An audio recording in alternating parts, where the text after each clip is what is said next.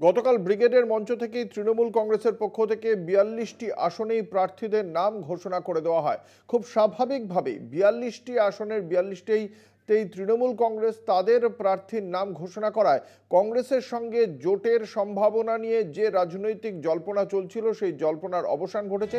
খুব স্বাভাবিকভাবেই এই ঘটনার প্রেক্ষিতে তীব্র প্রতিক্রিয়া দিয়েছে কংগ্রেস। প্রদেশ কংগ্রেস সভাপতি তথা লোকসভায় কংগ্রেসের দলনেতা অধীর রঞ্জন চৌধুরী এই প্রেক্ষিতে ঠিক কি বলেছেন আমরা শোনাব। এই আশঙ্কা আমার অনেকদিন আগে ছিল, আজ আমার সে আশঙ্কা সত্য হলো। আমার রাজনৈতিক ভাবনা সঠিক হয়েছে, এটা আমার কাছে একটা আলাদা তৃপ্তি। আমি অনেকদিন থেকে জানি এটা, যে ভারতবর্ষের প্রধানমন্ত্রীকে দিদি চটাবে না, হিম্মত নাই। তাই আজকে ইন্ডিয়া জোট ভাঙলে সব থেকে যে খুশি হবে তার নাম নরেন্দ্র মোদী। তার খুশিতে ঘোষণা দিতে কখনো বাংলার দিদি আগ্রহী হবে না। তাই মোদী এলো তার নিজের কাজে, থাকলো রাজভবন, ঘটলো শাহজাহান, দিদি চলে গেলেন রাজভবন, প্রমাণ করলেন তিনি বাংলার নূরজাহান। আমাদের সঙ্গে রয়েছেন আমাদের প্রতিনিধি কল্যাণ চন্দ্র। কল্যাণ, যেটা জানতে চাইব যে এই পরিস্থিতিতে জোট ভেঙে গিয়ে ৪২টি আসনে প্রার্থী দিয়েছে তৃণমূল কংগ্রেস।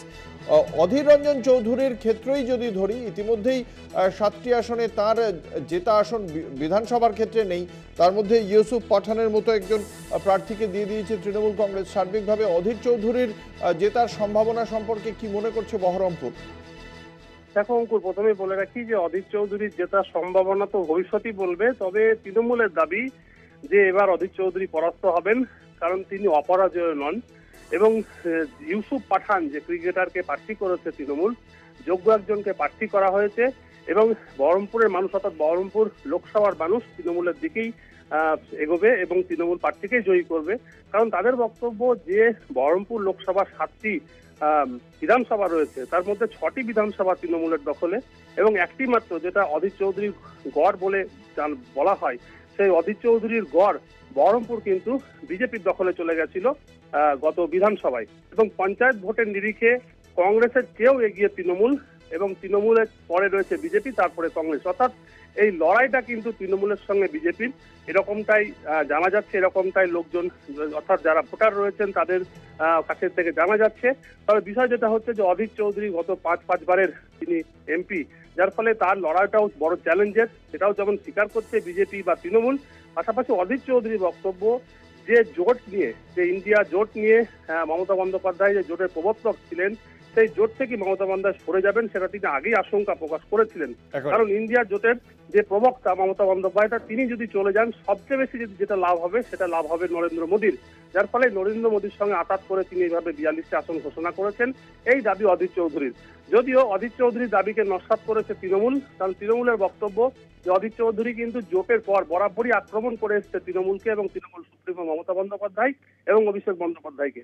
সুতরাং জোট কিন্তু প্রক্রিয়া তিনিই মানেননি রাজ্যে, যেখানে রাহুল গান্ধী জোটের কথা বলেছিলেন, বহুবার অধীর চৌধুরীকে সাবধান করেছিলেন, কিন্তু অধীর চৌধুরী কোনো কথা শোনেননি। অধীর চৌধুরী বরং বরাবরই তৃণমূলকে তিনি তৃণমূলের বিরুদ্ধে প্রতিক্রিয়া জানাতেন এবং তৃণমূলের বিরুদ্ধে আচরণ করতেন।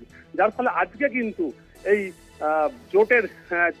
জোট থেকে সরে যেভাবে ৪২টি আসন ঘোষণা করলো তৃণমূল, পক্ষান্তরে অধীর চৌধুরী কিন্তু তৃণমূলকেই দায়ী করছে। অঙ্কুর, তুমি আমাদের সঙ্গে থাকো কল্যাণ। আমরা এই মুহূর্তে শুনে নেব অধীর চৌধুরীর এই বক্তব্যের প্রেক্ষিতে, তৃণমূলকে দায়ী করার প্রেক্ষিতে কি বলেছেন তৃণমূল কংগ্রেসের পক্ষ থেকে সাংসদ সুখেন্দু শেখর রায়। মত বিনিময় করে তখন বারবার বলা হয়েছিল যে রাজ্যে যে দল শক্তিশালী তাদেরকে প্রাধান্য দিয়ে জোটের আলোচনা শুরু হোক সময় থাকতে। বলা হলো বিধানসভা নির্বাচন, সেই বিধানসভা নির্বাচন ডিসেম্বর মাসে পেরিয়ে গেছে, আজকে মার্চ মাস। এটা সত্ত্বেও কথা চলছিল, কিন্তু প্রতিনিয়ত এই ইন্টারভেনিং পিরিয়ড, এই গত 3 মাস ধরে ক্রমাগত এই যে self styled consultant of BJP and CPM, মানে স্বঘোষিত বিজেপি এবং সিপিএম এর পরামর্শদাতা অধীর রঞ্জন চৌধুরী, তিনি ওদের সুরে সুর মিলিয়ে যত রকম জঘন্য নোংরা কথাবার্তা আমাদের নেত্রী এবং দল সম্পর্কে বলা যায় বলে চলেছেন অনবরত। আর সেখানে জাতীয় কংগ্রেস বলছে আমরা একটা চেষ্টা করছি আন্তরিকভাবে জোট করার। অন্যদিকে এই তার অধীর রঞ্জন চৌধুরী খোলাখুলি চ্যালেঞ্জ করেছেন মমতা বন্দ্যোপাধ্যায় এবং অভিষেক বন্দ্যোপাধ্যায়কে। তার বক্তব্য, বহরমপুরে এসে তার সঙ্গে ভোটে প্রতিদ্বন্দ্বিতা করুন মমতা বন্দ্যোপাধ্যায়, অভিষেক বন্দ্যোপাধ্যায়, এমনটাই চ্যালেঞ্জ ছুঁড়ে দিয়েছেন অধীর চৌধুরী। কি বলেছেন শোনাবেন। ক্রিকেটার কখনো রাজনীতি করবেন তা তো হতে পারে না, এটা কোনো কথা হতে পারে না। কিন্তু আমার বক্তব্য হচ্ছে যে আমি একটু চেয়েছিলাম যে দিদি কিংবা খোকাবাবু আমার চ্যালেঞ্জটা গ্রহণ করুক। মমতা ব্যানার্জি কিংবা তার প্রিয় খোকাবাবু, আপনারা আসুন, আমি লড়তে চাই আপনাদের সঙ্গে। চ্যালেঞ্জ করছি, যদি আপনাদের না হারাতে পারি আমি রাজনীতি করা ছেড়ে দেবো। আর আপনারা যদি হারেন, আপনারা বলুন আপনারা আর বাংলায় রাজনীতি করবেন না। হোক চ্যালেঞ্জ, হোক কলরা বলে না, হোক চ্যালেঞ্জ। আমি বলছি এটাই আমার গর্জন। ঠিক আছে, মমতা নিজে না আসতে পারে, কিন্তু মমতার জন্য বলে দেয় আমার প্রার্থীকে হারানো মানে আমাকে হারানো। এইটুকু বাংলার দিদির কাছে শুনতে চাইছি। আমি আবারও ফিরে যাব, আমাদের সঙ্গে রয়েছেন আমাদের প্রতিনিধি কল্যাণ চন্দ্র। কল্যাণ, এই যে অধীর রঞ্জন চৌধুরী আজকে সরাসরি চ্যালেঞ্জ করছেন মমতা বন্দ্যোপাধ্যায় বা অভিষেক বন্দ্যোপাধ্যায়কে, সেক্ষেত্রে রাজনৈতিক বহরমপুরের রাজনৈতিক মহল কিভাবে দেখছে বিষয়টিকে? কারণ আমরা সাম্প্রতিক অতীতে দেখেছি তৃণমূল কংগ্রেসের ভোট শতাংশ বেড়েছে, তার পাশাপাশি বিধানসভার যদি ভোট দেখি সেখানেও একটি আসন অধীর রঞ্জন চৌধুরী বা কংগ্রেসের নেই। সেক্ষেত্রে কিসের ভিত্তিতে এই দাবি? বহরমপুরের যারা রয়েছেন, বিশেষ করে শাসক দল তৃণমূল কংগ্রেস, তাদের দাবি যে অধীর চৌধুরী এখন মুখ্যমন্ত্রী মমতা বন্দ্যোপাধ্যায় এবং অভিষেক বন্দ্যোপাধ্যায়কে যে চ্যালেঞ্জ করছেন লোকসভায় তার বিরুদ্ধে লড়াই করার, এটা তিনি তার ইমেজ ধরে রাখছে। অর্থাৎ অধীর চৌধুরী বিলক্ষণ জানেন যে ইউসুফ পাঠান যে প্রার্থী করা হয়েছে সেই প্রার্থী খুব কঠিন প্রতিদ্বন্দ্বী, যার ফলে অধীর চৌধুরী মোড় ঘোরাতে এখন অভিষেক বন্দ্যোপাধ্যায় মমতা বন্দ্যোপাধ্যায় নাম করছেন এবং তিনি জানেন যে কোনোভাবেই এখানে সেই প্রার্থীরা দাঁড়াবেন না, যার ফলে তিনি এই নাটক করছেন। যদি অধীর চৌধুরীর বক্তব্য যে যদি তাকে হারাতে পারে, অর্থাৎ অভিষেক বন্দ্যোপাধ্যায় এবং মমতা বন্দ্যোপাধ্যায় যদি তাকে হারাতে পারে তিনি রাজনীতি ছেড়ে দেবেন এবং যে প্রার্থীকে তৃণমূল ঘোষণা করেছে অর্থাৎ ইউসুফ পাঠানকে, সেই ইউসুফ পাঠান যদি জয়ী হয় আর সেক্ষেত্রে যদি উনি পরাজিত হন বা তৃণমূল যদি বলে যে ইউসুফ পাঠান তাদেরই প্রার্থী, মমতা বন্দ্যোপাধ্যায় যদি বলেন এবং ইউসুফ পাঠান হেরে গেলে মমতার হার হবে, তাহলেও তিনি রাজনীতি ছাড়বেন।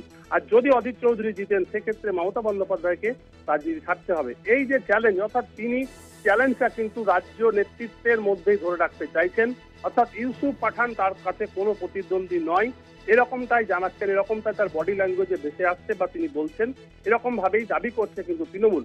অধীর চৌধুরী তার বুঝতে পেরেছেন যে একদিকে বিজেপি প্রার্থী যেমন ডক্টর নির্মল সাহা, তিনি যেমন যোগ্য প্রার্থী বিজেপির বলে দাবি করছে বিজেপি, তেমনি পাশাপাশি ইউসুফ পাঠান যে বহরমপুরের, বিশেষ করে বহরমপুরের যে লোকসভা এবং বিধানসভাগুলো সেইগুলো কিন্তু ভোটের নিরিখে তৃণমূল সব জায়গায় এগিয়ে, বিজেপি শুধুমাত্র বহরমপুর বিধানসভা এগিয়ে। অধীর চৌধুরীর এই কথা কিন্তু কোনোভাবেই মেনে নিচ্ছে তৃণমূল। ধন্যবাদ। আমাদের সঙ্গে ছিলেন আমাদের প্রতিনিধি কল্যাণ চন্দ্র।